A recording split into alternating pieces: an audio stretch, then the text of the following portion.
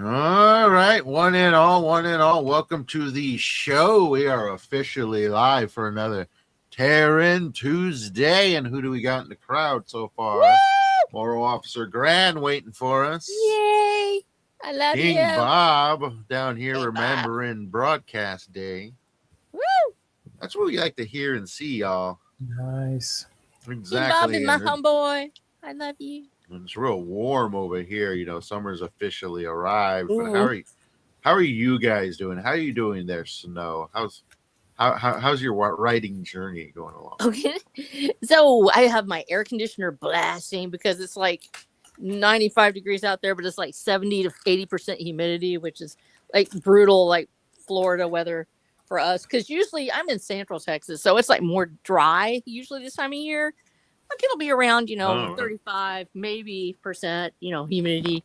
So now it feels like a sauna out there. There's like little storms every day. And so what I've been doing is just blasting my air conditioner, and I'm very happy with it. It's one of those split units, and it blows cold, cold air upon me in the under bunker, and I love it very much. And then I drank some Nice. coffee. I drank my iced coffee, and I've only written really maybe 3,000 words this week, the whole week. But I was doing a bunch of edits, and I'm waiting for my edit to come back from my editor so I can start the publishing process for the last book. So I've already moved on to the next book, but now I've got to reset my brain and go back and illustrate again. So I'm like, oh my gosh. So y'all pray for me while I try to get myself back in sync for Hellbilly Highway so I can do the illustrations and get them done so we can get finished with our publication. Woo! There you go. Yeah, I'm in a steep editing process right now. Ooh, I are gotta you? edit We are And all in the editing process. No, Yeah. no. We're all there. Yeah, how have you been, Black Knight? What's new? Yeah, I've really probably overworked myself the No. previous week, and Why? well, you know why? I have to finish the new book, so I was aiming to complete another two chapters. I only completed one Mm-hmm. because I had to go back and check my notes, and because you know that my my memory is not working quite so well as it worked before. I had to double and triple check stuff so I Yeah. wouldn't mess some of the details, the plot lines, and the character progressions and stuff. So uh, I wanted to write something new this Monday, but I had to force myself to stop. Oh, no. Uh, yeah, well, I was too tired. Aw. Poor little thing. We need to give you some coffee. I have coffee. It Oh, doesn't it's not work. enough. Okay. It's not working. Oh, what poor sweetie? We got Bob here commenting on the weather, hot and humid. Doesn't like that. And we also got Moral Officer Grand saying, "Hey, Lady Snow, Yay! started your fourth book. Did Oh you my really? flying snakes with feathers." Yay! Everybody loves the flying snakes. They're great. And speaking of Like dragons, and they're cool. like snake dragons or something. Yeah, they're the Quetzalcoatlus. Oh, there you go. That's a fun one to pull from. Fun lore. Yeah. It's part of our Texas cryptids group. I remember you mentioning that in the past. You guys really got a lot of lore in your worlds and all that. Yes, we do. Well, you do too. So congratulations.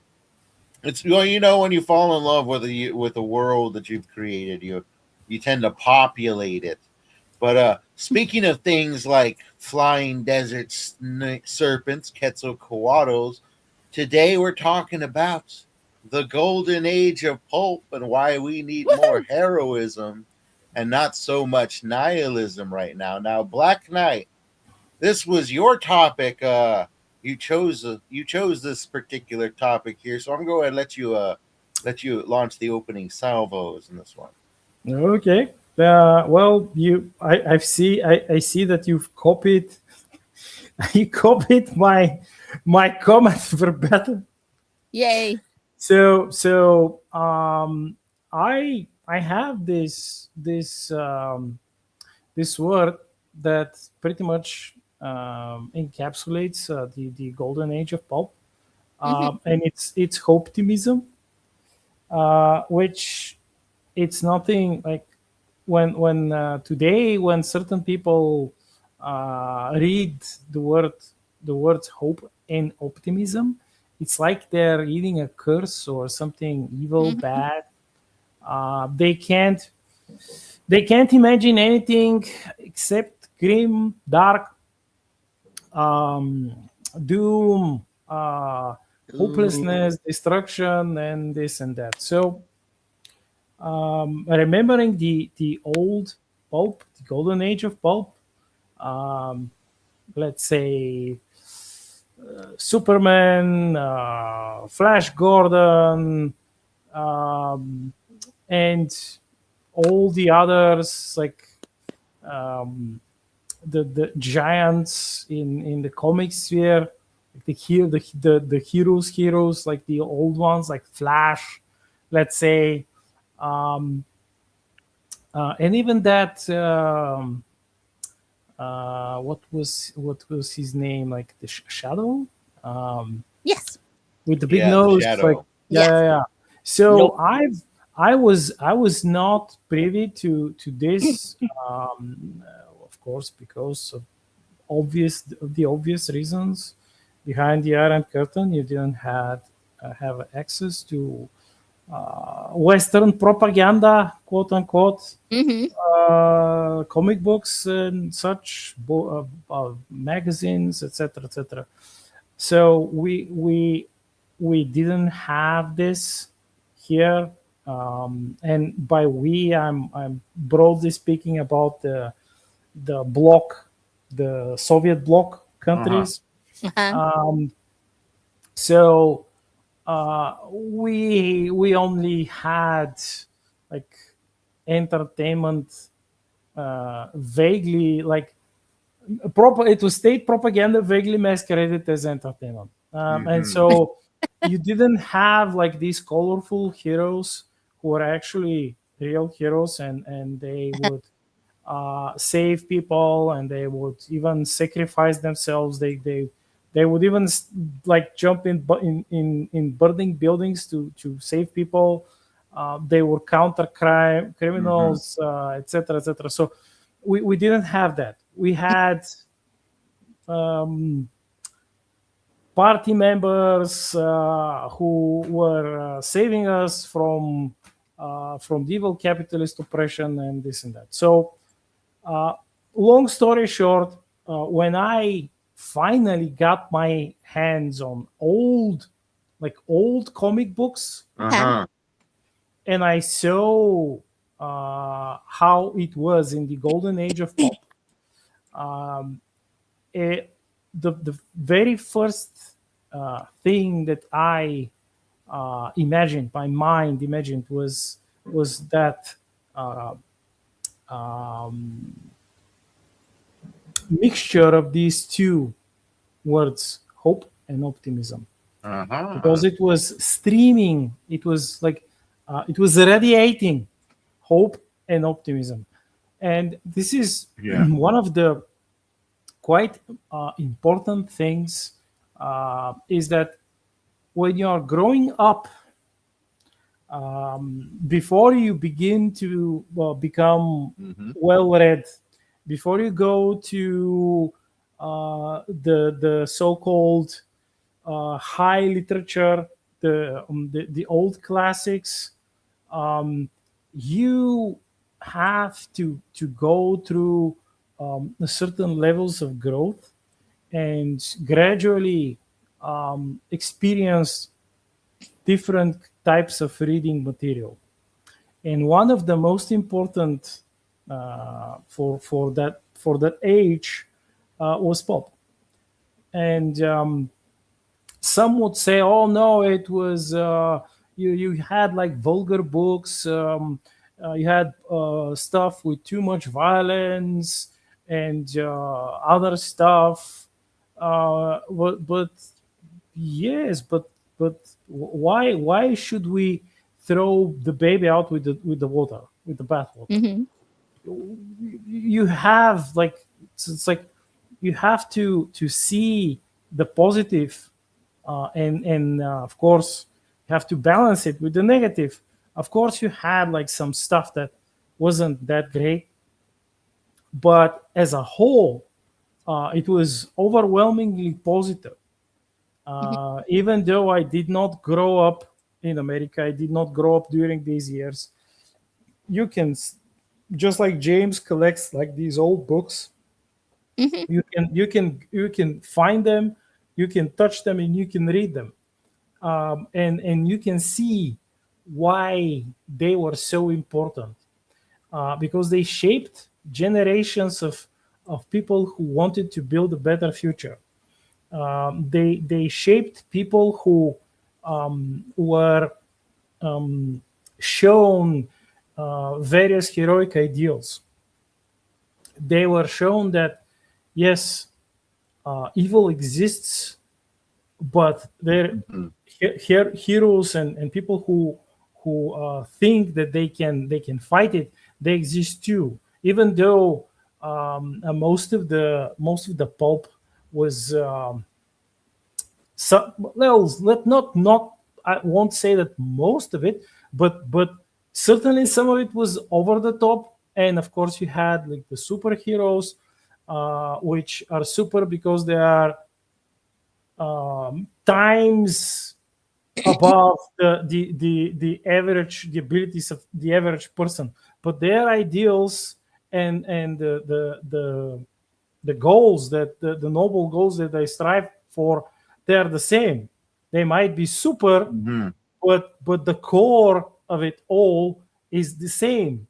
And so this like the golden age of pulp, has become, for its age, this vessel of hope, the dreams of a better future, which translates into a better generation, a generation that actually fights for these things. Well, not you will say that, oh no, not all people who read these books and all of them imagine to be like some let's say the Rocketeer or Batman or Superman or whatnot, but many of them emulated different aspects of these heroes, because it's the broad heroic ideal, which is always the one that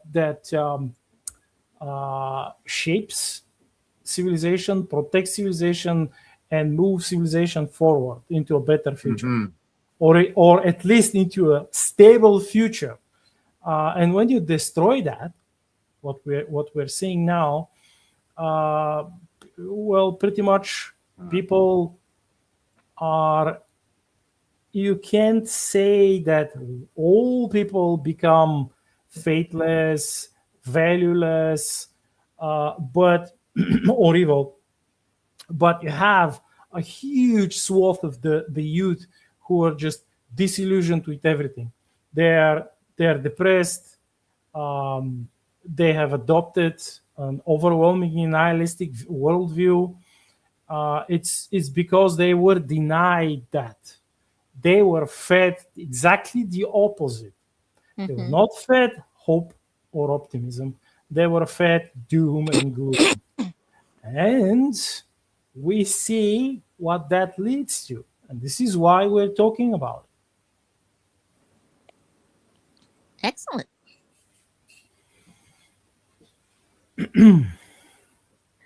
Oh, I love what you've said about this, because I've gone on and on about this in my own writing, reading other people's things, and we have to really get a historic view of where this ideal, the hopeful hero, comes in. And in this, it's not uniquely American. However, it is the what I'm going to reference is American phenomenon called tall tales. And one of the things that we have in American folklore is we have the tall tale, the the fantastic character that arises from ordinary activities: logging, building railroads, riding, being a cowboy, riding down the river. These avocations, which unlike the god heroes of the Greek mythologies, or usually the king heroes of Slavic tales and the Nordic tales, where you have somebody who has a touch of divinity or such incredible skill that he's able to overcome. The American folklore hero is usually born out of the ordinary. He just happens to be there. Nobody can really explain him. He's just this incredible human being that's able to do all these things. And these heroes are born out of hard times. Lest we forget that the American frontier was a very dangerous and lawless place. And it is within our recent memory, and I say recent memory is the fact that I can actually talk about times with a person who was alive when I was a little girl who lived during that period, because like I've said before, my family is very spread out. We have our children late. My father had me when he was nearly 40. His father had him when he was in his 40s. His father before him had him when he was in his 40s. As a result, my great-grandfather fought in the Civil War. And so I'm able to say that I know people who had lived during that period. My own grandfather in 1901 had a team of oxen that he used to go logging when he was 13 years old. So these are people that I've known. These are real stories about real people that have become bigger and broader because they arose out of dark places. Normally, we think of a 13-year-old driving a team of oxen as being a hopeless thing. Here's a child who is forced to go out and work for a living because his own father has tuberculosis and his mother died in childbirth. And it's normally we use this as an excuse to talk about poverty and how it keeps people down. This is my grandfather we're talking about here. And I never heard that. He became a doctor later by paying his own way with the money he made from logging, from going out and being able to make a living doing this thing. But so out of these stories, one of the things I can imagine when he was a child, he knew the legends of the big tree trimming, axe swinging man, Paul Bunyan, and his blue ox babe, and how they would drag the trees out. And I know that they looked back and they thought about the hope that there was that, Paul Bunyan was able to clear, 70 trees with one swing of his axe, and he was able to go out and do this every day. Literally, men wanted to be Paul Bunyan. You'd go out and trim the trees, you'd go down and take them down. These were aspirations. They could be like this superhero who wasn't out flying over the sky, maybe. He was cutting trees, dragging them someplace, going and making a buck. And it affects my family personally because that hope was there. The idea that an ordinary man doing ordinary things would somehow become this superhero, a gargantuan tale that somebody would aspire to be. Another one in American folklore is actually John Henry, who's African American in nature. He is actually described as an African American in the tales. He is a hammer swinging man. He is driving stakes for the railroad, and he goes up against the machine. And the amazing thing about John Henry is that in the story, he's able to beat any machine he comes against, able to beat anyone at swinging a hammer and driving these spikes. And instead, he is defeated by the machine. But here's the thing. It's still a tale of hope. Nobody ever looks at it and goes, oh, what a horrible tale. I feel so helpless. It's literally the aspiration of man to overcome machine, to go against something that nobody says can be done. And so you have these people that are swinging hammers, trimming trees down, going down the river. Mike Fink is the great riverman. He hollering and whooping it up and being this crazy riverman that actually people said they knew him. Supposedly he is a actual character that people met. And one of the most amazing things about it is that he actually lived in a time when you had pirates on the river. We talk about, how hard it is for us to live now in the cities and people maybe going out and doing terrible things and dangerous folks roaming around. You realize that's the beginning of every great story, is that you're living in a dangerous time and dangerous men are out there. There will be a great man that will rise up and go up against them. And Mike Fink is a hard drinking, fist swinging man, but he also went up against riverboat pirates and people like that on the great rivers of the United States. And they still tell his tales today. Ordinary men doing ordinary things become heroic when they go up against something they believe they cannot perhaps face in another life, but they can say, oh, you know what? I've got it in me. I've got it in me to be that superhero. This is where the American superhero is born. is in these tall tales, and those tales from the mid to late 1800s, especially, actually I'll say, go ahead and say the early 1800s through the late 1800s, literally grow with America. They are the men that go west, and they do all the, and actually there are women in there too. Calamity Jane is one. You have women that rode the west and out there doing all the things that men did. And in fact, Annie Oakley, who is actually a real life human being, becomes one of those tall tales as well. She shoots them up and becomes a very famous American shooter, and she's world famous. In fact, became very rich. The same thing we have with in those stories. Daniel Boone and Davy Crockett became people that were ordinary men, but they become legendary in their status later on, being elevated to these tall tales. This gives rise to that hope that's born out of absolute destitution, poverty, dirt floor shacks, people fighting for a living, going out and having to kill a bear just to stay alive. Somehow it becomes glorious, not because we adore being poor, not because we want to have to live that way, but because the struggle itself makes it worth it. Suddenly there's a reason you're going to aspire to be better than what's surrounding you. You're going to be more than that because you have fought to overcome this thing. Hope is born out of despair. It is actually born out of hard times. One of the ways you can tell an affluent society is to look to its literature. It frequently is grounded in despair. Instead of being hopeful, it becomes sad because once they've achieved everything, once they have aspired to all these things, and now you have the house you always wanted, and your wife is sitting over there in her little pretty dress, and everybody's doing it, and the servants are running around, and you say, what is there to aspire to? They start to think about actual life. Instead of just struggling to stay alive, now you're thinking about the big things that you should have done. Maybe I should have played with my kids more. Maybe I really should have married that girl down the street. Maybe these things happen. When you don't have to fight for your life, you have time to go back and think about the things that maybe you did wrong. And that's the start of the nihilistic arc. It comes out of affluence. And so we see those stories of the 1920s where men fought these wars. I mean, they went out and they fought these great battles in the trenches of World War I. And they come home and they bring this PTSD with them. And we've talked about this before on this channel. Those that did not have hope in their hearts are the ones that write the stories like The Great Gatsby. Ernest Hemingway writing The Sun Also Rises, and that despair, that thread of sorrow and just not being able to overcome flows all the way through that. One only thing that overcomes it is actually, and I'm saying this out loud, the difference between Tolkien and C.S. Lewis and Ernest Hemingway and F. Scott Fitzgerald is Christ. It is the hope of something better. It is the idea that we can aspire and rise through sorrowful times. And they come from that same period. They are both in that era. And Tolkien, like I said, is famously fought during World War I. Same as Hemingway, same as F. Scott Fitzgerald, having that experience of being a man from that era. The difference between the despair of those tales of the 1920s and early 30s and the tales that come from Tolkien and Lewis is the fact that the hope is born out of that sorrow that they have and the rising to affluence. They also turn towards the hope that there is something worth fighting for. And you have to come through that hard time, and you have to come through that affluence and the regret that comes with affluence, which you don't have time for when you're fighting for your life. Now you have to see that hope coming through it. That's where their hope comes from. But the superheroes that you guys are talking about are actually born out of poverty. They're born in the 1930s. Now, this is personal to me because my mother was born in 1927. My father was born in 1924.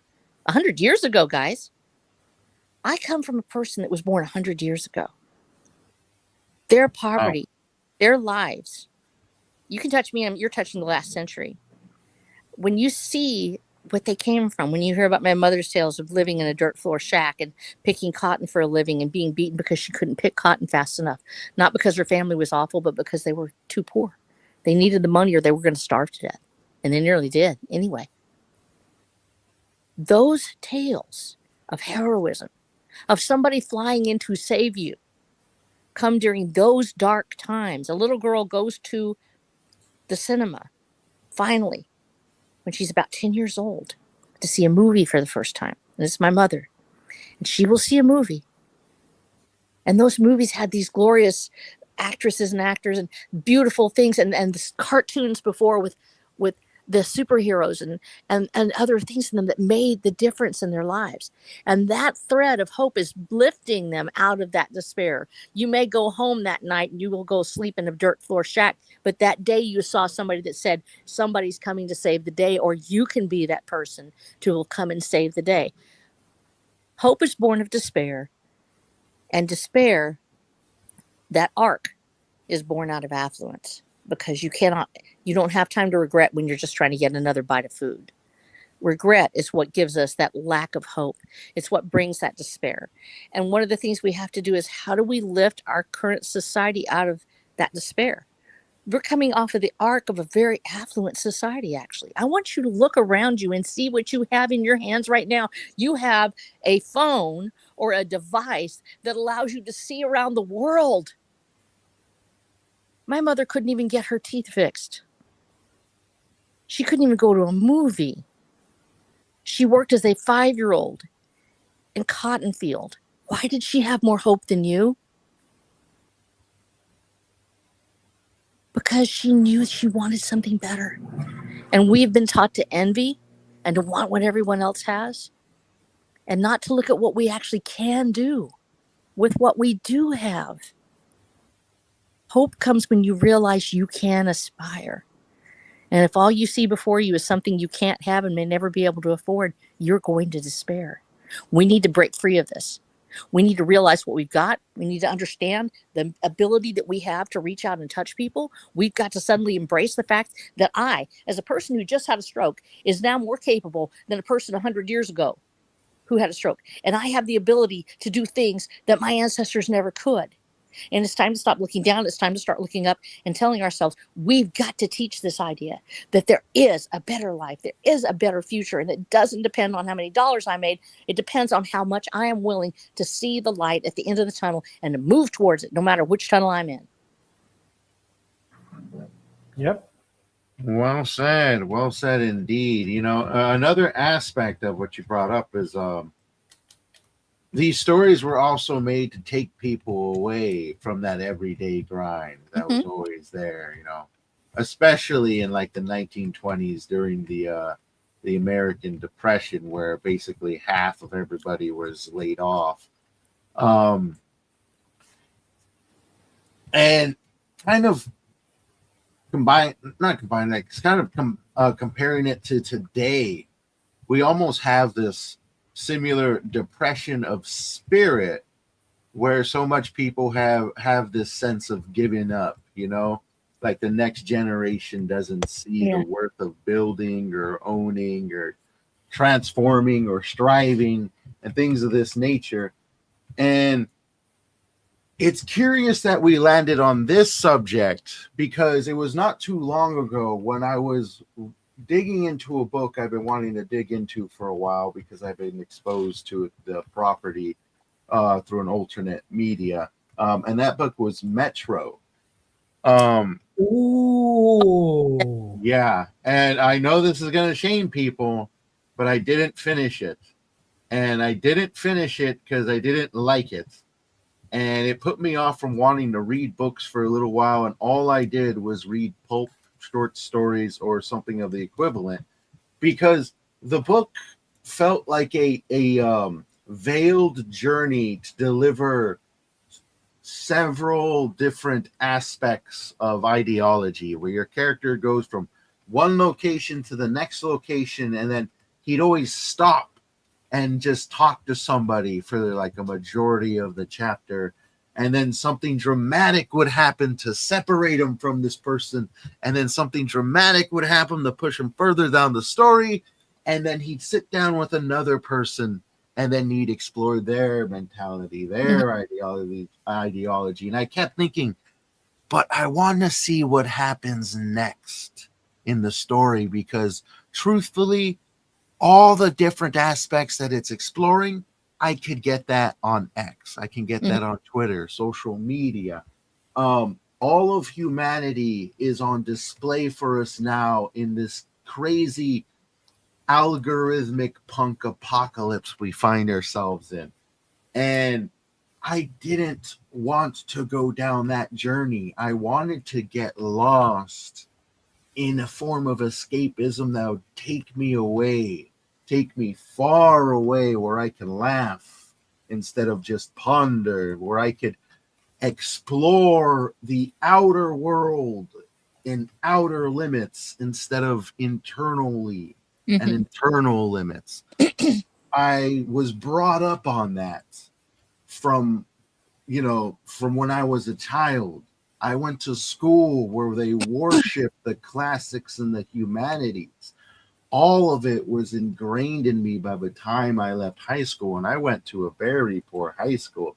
And then now we're in a day and age where the humanities, where even those, a lot of the hope has been driven out, and they focus on the negative and what needs to be fixed here or there. So it's even twice as bad for the youngsters of today, going through the similar works with a completely negative aspect on it. And me just want to get away. I just want to get away. I want to read a story that's going to take me away. That doesn't mean that I despise the humanities or that I can't get into a good book, because there's a lot of them that I do enjoy. But I never open up a book wondering these days what it can teach me. I open it up wondering where it can take me. And before we go, we see that there's actually a long conversation in the chat. Ooh. We have Skullgrin joining us. I agree with you, Snow, because it's good to have hopeful stories where we can look towards and move towards something better. They have a long conversation there in the chat, but thank you all for joining us. Yay! We appreciate every single one of you. Yeah. But yeah, like, we need those stories that take us away instead of try to take a idea and drive it into us. You go ahead, Snow. Go ahead. One of the things that when you mentioned this, how hopeless they are, this is not by accident, and this actually is not completely organic, because we see these it's by default. It's actually planned. Nobody fights without hope. Nobody fights without hope. You have to hope for something in order to want to fight for something. If you say, I would like something better, I would like to have a revolution, it's because you believe there's something better. There is hope. If you want to go up against the government and say, we're going to go ahead and run a campaign, you're not going to do it without hope. There is nothing in the human soul that drives it towards doing something if defeat is certain, unless there is hope for something. Even the men of the Alamo, the defeat was certain. The reason that they were able to sacrifice themselves is because they knew that Sam Houston's army needed 13 days to get ready. And they were willing to sacrifice themselves to get it. They had a hope that in their own death, there would be something better that would happen.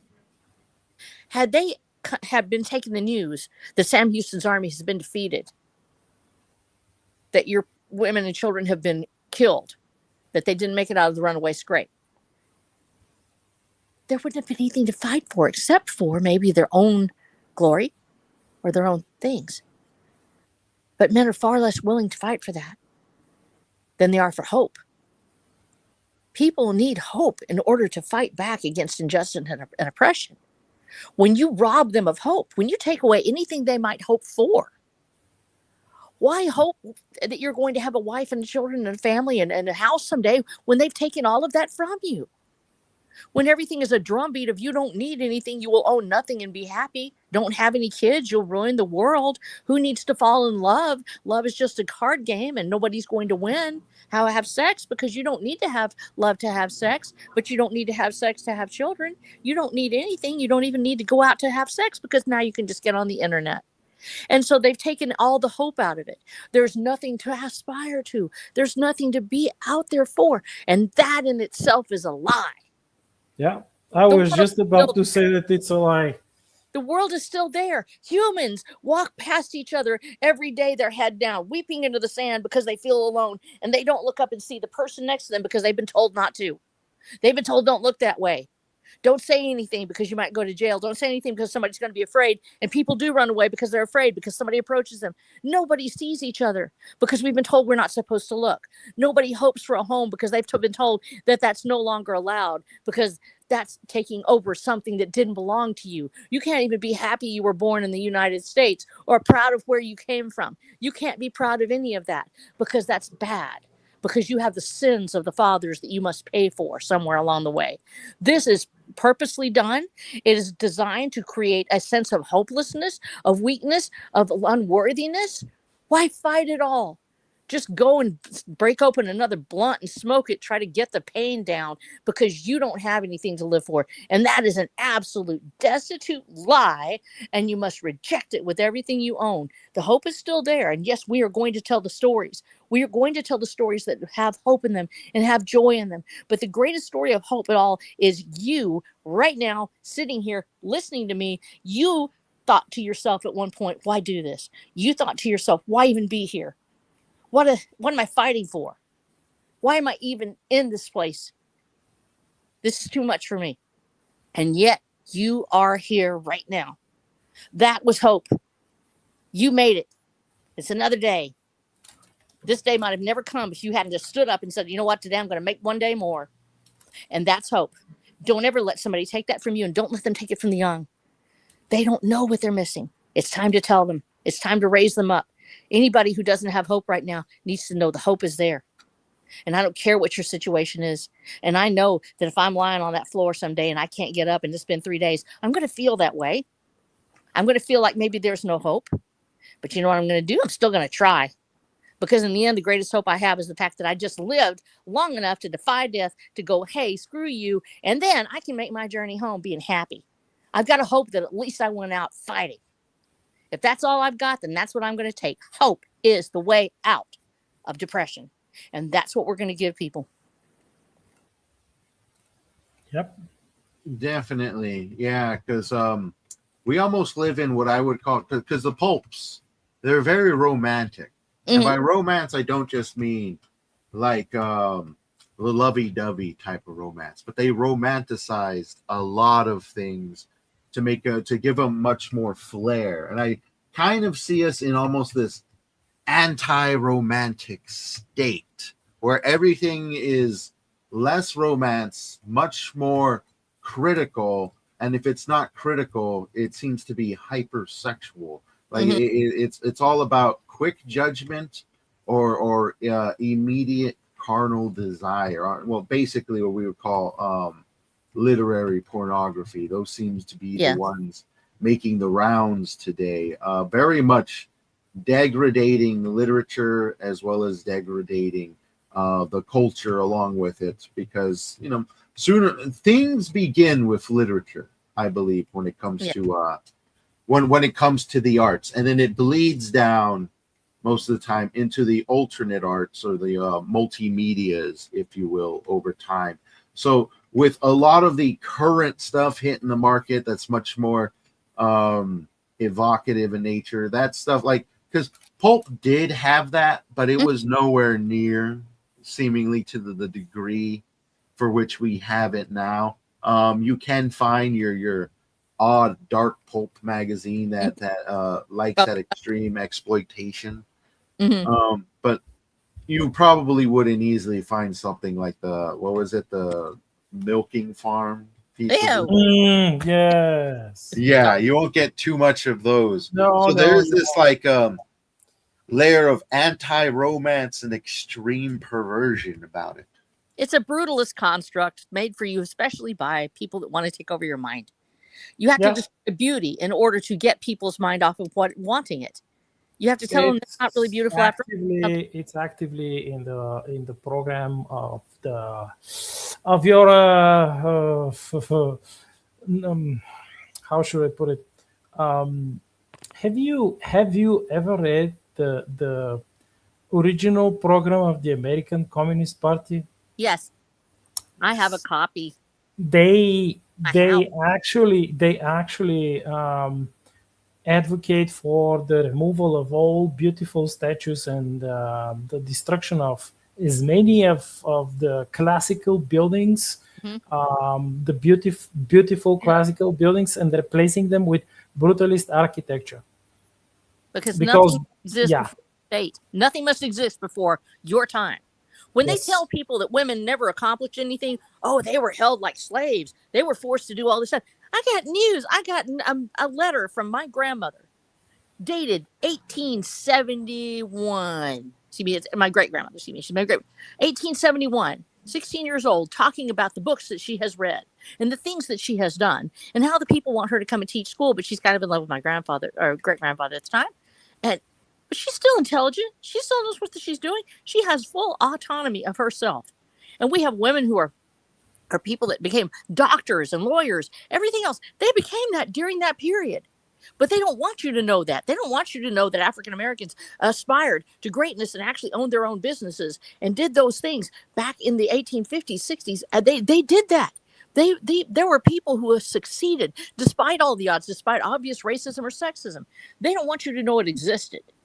They want you to forget the success of other people. And the fastest way to get people to forget the past is to destroy it and replace it with something faceless. So you can hoist the next idol of the state up on top of it. So they will worship that person and that person alone.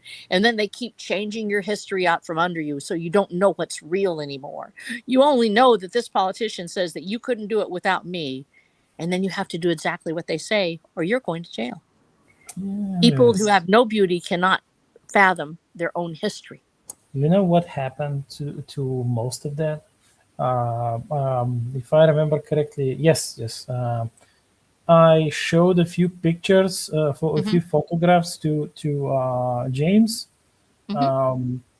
when we had like a few DMs on Discord, exchanged a few DMs on Discord. But I mentioned exactly that, and then this is what marinated in like the thought marinated in my mind, and from thinking about like the ugly brutalist crap that they planted all over my country back in the day.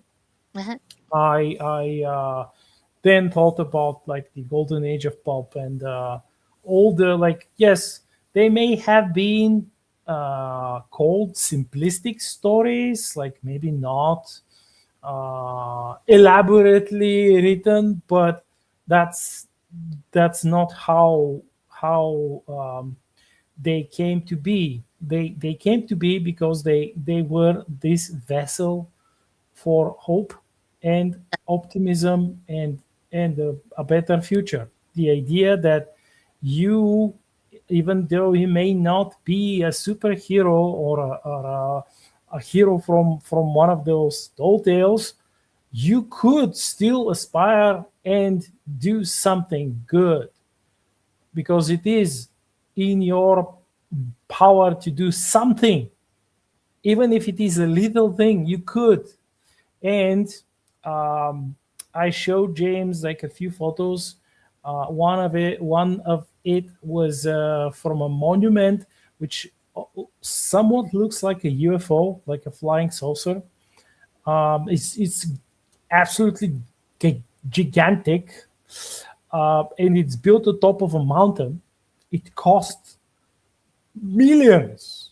People died building it. Like it's built from bunker grade concrete, thick as hell, and it was elaborately, like lavishly decorated inside with marble, with mosaics. Like, but all mosaics were blocky, brutalist crap.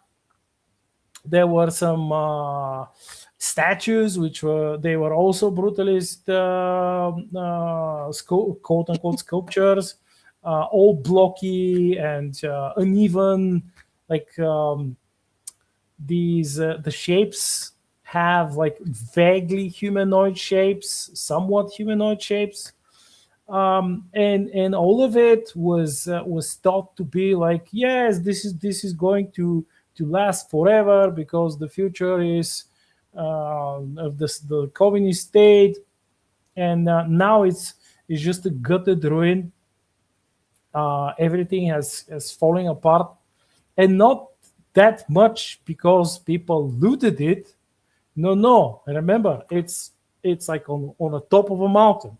It's far away. Like it's not like it's somewhere in the city where you can just hop on your bicycle or on your car and go there and loot it.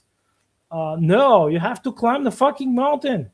Mm-hmm. It's not easy to get to, but it mostly fell apart, just like the retarded regime. It just fell apart because when people were not forced to go there to have these like once or twice in a year's communist celebrations, because this is what they built it for.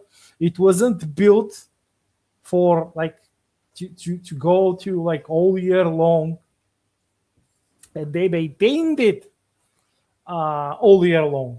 That's like imagine the amount of resources and time, and you have to go and send people there to maintain it, to keep it clean, to constantly fix its pipes and electricity, and so it just fell apart. It fell apart because people were no longer forced to go there. And then, like, because it's an oddity, after like some years passed, foreign tourists found out about it, and they began to go there and to loot pieces of it, like as souvenirs, like for example, like the pieces of the Berlin Wall for a time. Yeah. But I think someone died there, like because they decided in their infinite wisdom to climb atop the mountain during winter time, and it's cold as hell there, and everything freezes up because and they died, and they closed it off, like they erected like some barriers, doors, they like placed metal doors, etc., etc. So this is the future of if not all, most of these like brutalist monuments and sculptures, which they were not just erected here, they were all over the Eastern Europe and Soviet Union. I think at one point I should read that excerpt that you sent me, Snow. Yes. Like we did before, when James read that excerpt that I sent him. Now it's my turn. Uh-oh. And I will read one of Snow's writings. And this is like this is from, of course, her book series, Watch Out the Damned. And let me preface this by saying this scene, of course, it ends abruptly because I didn't want to spoiler. But this scene actually is about hope. It's about facing down despair. The Watcher is coming from a place where he has been a prisoner, and he is now facing the judge who imprisoned him. And she is threatening him with death if he does not submit again. The key element that he has and why he is fighting back now when he didn't fight back before, it's not because he wasn't strong enough, not because he wasn't brave enough, because now he has hope. Yeah, that's the spirit of it all. I read it a few times. I hope I do it justice.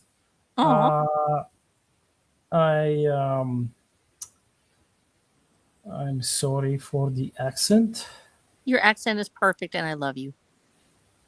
Thank you. So this is what you wrote as a title of the scene: gunfight, Watcher of the Dead, Transmutation, Texas. The Watcher faced the judge and found himself staring down the barrel of a gun. Her 44th Magnum was now pointed at the Watcher's head, the gun trembling in her hand. She trembled not from fear but from rage. The Watcher, and now this unseen stranger, dared to defy her authority, defile her system, and deny her undeniable truth. Ranks of survivors, still lined up to watch the execution, began to whisper again. Montel's face was pale, sick, but both the sentinels held their armed positions at the pillories. The judge was indignant. It matters not. You're guilty. You cannot be anything but guilty, and you will never be anything but guilty. She snarled, vindictive, her scary bronze skin slick with sweat. Submit. The watcher held his shotgun steady and with his free hand tipped back his hat to look her full in the eyes, defiant and unflinching. The judge raised her voice.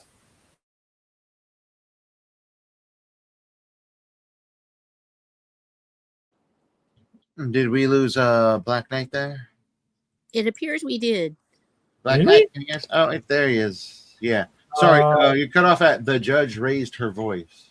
Really? So that's strange. Yeah. Okay. Okay, where was that? The judge raised her voice. I'm tired of this game. She cocked the hammer. The watcher could see everything slow down to a split second in time. The cylinder on the judge's magnum rotated lazily, smoothly. Out past the berm, a sparrowhawk cried out. The lowering sun was a golden fire in the bluest of Texas skies. The watcher raised the shotgun to his shoulder. And that's it. Nice.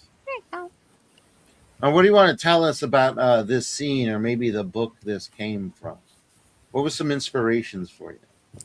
Being alive. I wanted to write it. This story actually is born from that position of hopelessness, and so this is a great subject to have for a watcher of the Damned, the whole series. When the book starts, he is imprisoned at a gate. He's been there for over 40 years. He has been a prisoner, held against his will, doing what he can to try to escape, and each time being brought back, and finally told that if he escapes again, that the woman that he calls grandmother, Abuelita, will be killed. So he can no longer try to escape. He can no longer even try because he is condemning this old woman to her death if he escapes. And so he stays tied to a stump where he is chained and he cannot get away, where he is forced to be the lackey at the gate, be the person who keeps out the other people because he is strong and he is brutal, and he is now basically a dog on a chain. He feels hopeless. At the same time, he knows there's got to be something better, and he tells himself that one day, if freedom does come, when he sees it, he will respond. He's just waiting for it. He knows it's out there. He's waiting. What he doesn't realize, it is coming. He doesn't know that yet. We have to keep our eyes open for hope. If we just decide it's not going to ever come, we'll never see it. Because you don't recognize hope when it first shows up. Usually it looks like something you never wanted, something you weren't expecting. It doesn't look like a shiny trinket or a package that's delivered. Hey, here's hope. It looks like somebody that maybe is a little irritating to you, or a job that seems like it's going to go nowhere, or something you have to do that's going to take all of your time, and you feel like this is just another hopeless day. But the truth is, hope comes. And when hope finally does come, the watcher doesn't recognize it for what it is, but he is still looking for hope. And he takes advantage of an opportunity to finally stand up for himself. And in the opportunity, he finds his hope, what he's been waiting for all along. He just had to be ready for it. He does keep himself ready. And the entire series is based on the fact that if you take away hope from people, they will not fight for a future. But if you give them hope, they will fight. And part of the story is about getting that word of hope out to people. Sometimes hope looks like a job. Sometimes it looks like money. Sometimes it looks like something that we were waiting for that never came, children or family or love that didn't happen. But the truth is, hope is still out there. And it's just maybe not the one you were expecting, but it's going to come. And if you know that you are waiting for something better, for the hope that has your name on it, you will fight. You will stand up. A free people have to have hope. They have to believe there's something worth fighting for, even if it means dying. And so we have to have that knowledge that there really is something better out there. There's something beautiful waiting for us. We just have to keep hanging on. But that's a hard thing. So this story is born out of that hope. It is born out of that despair that leads to that hope. And in writing it, I'm not coming at one of the things that I said really honestly. This is born out of the experience of being hopeless. It's born out of the experience of having lost things we love, people, and to go completely broke and to lose everything. It is born out of that experience. It's born out of being able to not go somewhere, to not do something that we wanted to do. And so I write. In doing so, I wanted to write that story of hope, coming from a place of that addiction and darkness. And it is a book about addiction. It has it in there. It's one of the few I've ever where your hero is fighting an addiction. He tries hard. He sometimes fails. And he gets back up and he rises again, and he is able to fight back because he has hope. And I couldn't ever betray that part of this book. There is beauty in despair. There is something to love in everything where you are. Even in his imprisoned state, the Watcher was a writer. It actually reflects, into a certain extent, my own state at that time. I had just discovered that I had blockages that were going to affect me. I wasn't able to be a firefighter anymore. I wasn't able to go out and run after a fire truck or do something because I was trying to avoid a stroke, and I managed to avoid a stroke for like 10 years. Congratulations. But in that place, I wasn't able to get out and do what I wanted to do. And so I'm writing, just like the Watcher is. The Watcher writes and writes and writes. He has the worlds of his imagination that open up in front of him, and he's able to escape in those worlds because they did let him write his stories. But even if they hadn't let him write, he would have constructed them in his own mind. And all of us know that place where we construct the world. When we cannot get away from where we are, we go to the place that no one can stop us from going, and that's our own worlds, our own creation. And as a writer, being able to do that, I gave that hope to the Watcher, that even though he was in a place he didn't want to be, he was able to write. And his writings are actually the only way that he can communicate.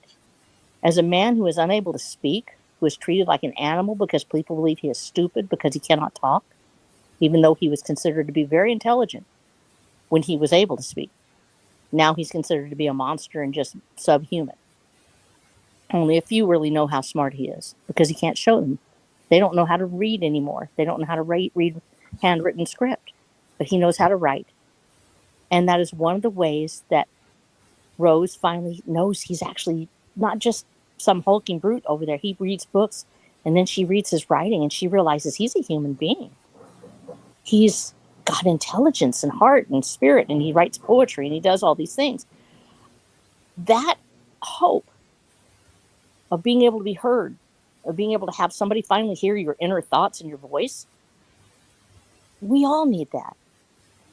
And step by step, we take that hope from one person having finally the ability to stand up and say, I have something worth fighting for, a place to go, somewhere to aspire, and bringing it to an entire society, because this whole society is broken down, bereft of hope. There is no future. There's no children that will ever be born to this society. Not even really any women in this world. Just men sitting around talking about what they used to have. And then one day, somebody shows up, and now there's hope. But what about all the rest of them that don't have somebody like that in their lives? How do you sell hope to a generation that's been robbed? How do you sell hope to people that don't have something because the powers that be took it from them? And that's what the story is based on. We have to be able to share our hope. Nice. Tell them that. Yeah, and we have a message here from Lily Fields. Snow, I know this is so random and weird, but my mind wrote a whole song about the Watcher. It plays in my head every time I think of the series. That is so amazing. I'd love to see it. Yeah. Yes, if I remember correctly, when she read the Star Shattered series, she had like some a melody that. Correct me if I'm wrong, but it was about Lily. I love that ability to make music from images and thoughts in your head. That's a very rare gift. And the fact that you're able to hear it. Now, you might not be able to put it down in words. If you have words, that's great. But if you hear it, just that melody being in your head is a gift. The ability to be able to hear it, to be able to feel it in your bones when you're reading, that's an extraordinary thing. So, congratulations on being a person that can actually do that. For many of us, we have to put music on to listen to it, but you've actually got the gift of music, Lily. Congratulations. And I think it's really sweet that you said that. If you've got words for it, I would love to hear it. But I'm just excited to know that you actually have your own personal little song that plays in your mind. I think that's amazing. Yeah, and I'm really glad we're talking about pulp, because I think I strive more for, I say, pulp than I do most other forms of literature. In fact, I'm writing a interesting article about that I sent the King Bob to check out. Hey, Bob. When my short story series is done, I'm going to be releasing articles and non-related short story series to fill up the gap as I prep the series that comes after that. So there's a lot of writing to be done, but I got a bunch of different things, and articles, much shorter than short stories, as long as you can get your ideas in nice crisp sentences, you should be all right. So I got a few essays I'm writing as well. One of the first ones to be released will be about pulp, which I strive for, because as I've said before, not most other forms, but what would be considered high literature is usually the exploration of life, which we get every single day through social medias and the internet. It's almost like a rapid exploration of life, if you will. To the point where I pretty much strive in my writings to be less about a theme, if you will, and more about the journey, to the point where I do something that most other writers would gawk at, frown at, and just think is just a abysmal thing to even think of as a practice. Really? How abysmal? I purposely do not, while I'm in the plotting phase, I purposely do not center my story around any themes. I go completely themeless. If there's a theme, which most stories organically draw their own themes, so be it. But I stay away from the idea of, this is what I'm trying to say, this is what I want to express. It's like, no, we're going to go on a journey. We're going to get on a roller coaster. I'm going to take you on a magic carpet ride. And it's all about the emotion. It's all about the suspense. It's all about the next page, what's going to happen next. It's about the characters and the journey. And that's what my writing focuses on. It's about the journey and the suspense, everything that comes with it. And I understand focusing on that. There'll be certain levels of literature, if you will, that will look down on it, that will see it as just another randomly published thing on the internet, another lock of the royal road. But people love this stuff. People want this I stuff. know. This is something that it seems most other forms of media embrace more so than, I guess, what we would call literature as a whole. Because literature being considered a form of high art is still rather young. I think it's less than 300 years old before they said, or I should say, like, fiction, if you will, is considered a high art. And it's sort of those things that have kept it enduring for the centuries, which I believe pulp relates to more than what the high artists or lovers of high art would think of literature to be. Yes, it's often labeled as lazy writing, as storytelling without like good world building, or like, let's say, minimalistic world building, which for certain there may be some bits, some stories which Yeah. are like that, and it's fine. I mean, that's the beauty of pulp. You can Hmm. have as much of anything until you build the everything that you want, that And you yeah, that's the idea. yeah, and I would go as far as say because most pulps are questionable in quality, but beyond that, where we are today and how they have inspired us in this new age, I look towards something like martial arts, which, strangely enough, you actually do see a lot of comparisons between martial arts and writing. And I think that's the artistic flair. But something I would pull from is if we go back 60, 70 years when martial arts were young and most people had this, like, let's say the beginning of what we call mixed martial arts. It was the testing of all these different types of styles to see which of them truly had utility and could hold up in a ring.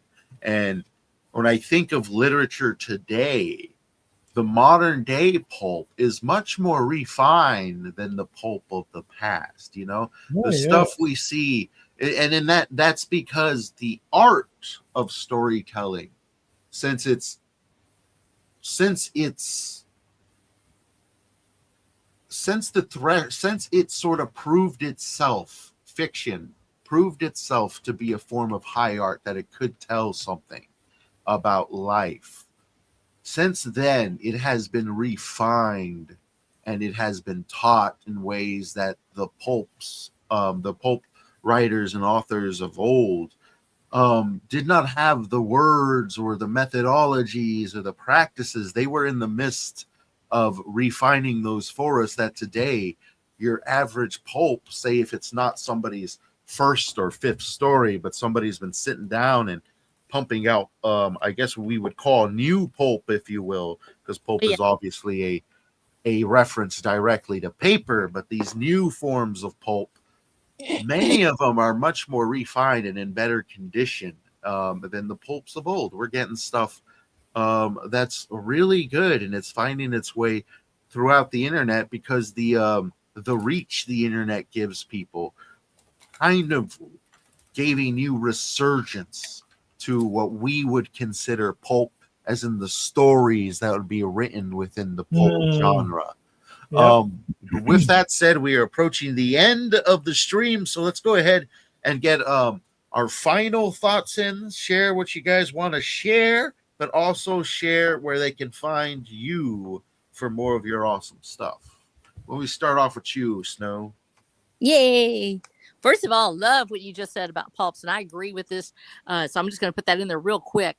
What I've seen you guys doing on Substack, that's the new pulps. We're able to get out there and write something every week. You're writing, trying to get those words out, trying to make sure that people see your craft and your art, and it's creating better stories. And the reach you've got is extraordinary. We have readerships now that we would have just absolutely been thrilled to have back in 1800s. So this is amazing for everybody. We now have the ability to share that. That's a hope for you. That's a hope for you. I know somebody out there right now, and I'm trying to talk about you, Gino. You just started your not, you didn't just start your Substack, but I saw it today and I was like, wow, this is, seeing you guys grow as writers and putting your thoughts out there, even if it's just pictures or stories.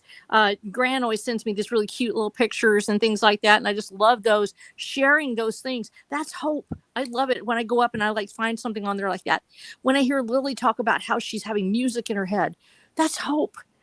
We each have our own hope. Don't expect your hope to look like anybody else's. It's going to be yours and yours alone. It is a gift to you. Embrace it, run with it. It's yours. Don't ever let anyone steal your hope from you. And you can find me at watchofthedam.com, where you can find my books, which are my hope. That my hope is that will be my legacy. that I'll be able to give it and share it to the world. And it will, outlive me, I hope. In that case, there's a hope. And so I'm just so grateful to God for all of y'all. And thank you for being my readers and my family on here. And especially to you, James and Black Knight. I was thinking about this today. This is my time to get together and talk with my friends. It's my time for me to be able to talk to all of you out there in the audience, and to be able to see you there, and Raven and others, that the honest to goodness, we love you guys, Skullgrin, everyone. It's like seeing old friends when you pop in. It's like, oh my gosh, that's hope. Do you realize that I would have been alone if I hadn't had you guys?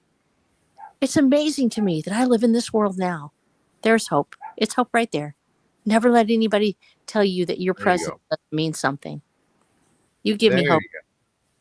Nice. Now, how about you, Black Knight? What were some final thoughts? As far as I was constantly thinking about that, and I earlier I mentioned how me thinking of the old brutalist crap, that they built everything, and they bulldozed the entire buildings, that created this like an almost overwhelming aura of doom and depression and hopelessness, which made millions of people just run away. They just ran away, went to Western Europe or to the States, or anywhere, like anywhere else. They went there because they had no hope. They had no hope. They did not want their children to live here. They did not want their children to be born here.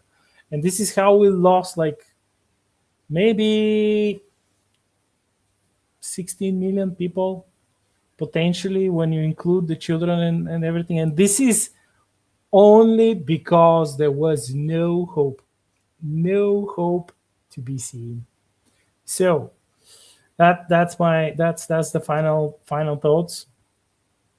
And as to where you can find me on Amazon. You can find all of my Star Shutter books there, of the main series, the two story collections, Mandator, Sword and Dragon, and the Blood of Tyrants. Then you can find two Conan-esque novellas, which are very much new pulp. They are about Velin, the Authorian. And finally, you can also find me on Substack, which substack.theblacknight.com, which you can read there all of my new poems and the new stories and the weekly stuff, the weekly chapters that I release. And currently, since I'm working on my new book of the next book of the Star Shutter series, I am releasing only one chapter weekly, which is from the new novelette Crumbs, which is cyberpunk, or I should say wholesome punk pulp. So yeah, that's that. Nice. Thank you all for joining us today. We hope you guys have a good rest of your day. I'm James Esparza. If you want to check out what I'm working on, I got a cyberpunk vampire horror series going on. Yes. You can check that out at worldwithoutendlore.com or worldwithoutendlore.substack.com. My bad, forgot the little Substack there. But with that said, thank you all for joining us. We are headed out here. It's a hot day. Have yourselves a rest of a good one there. Mwah. Bye-bye.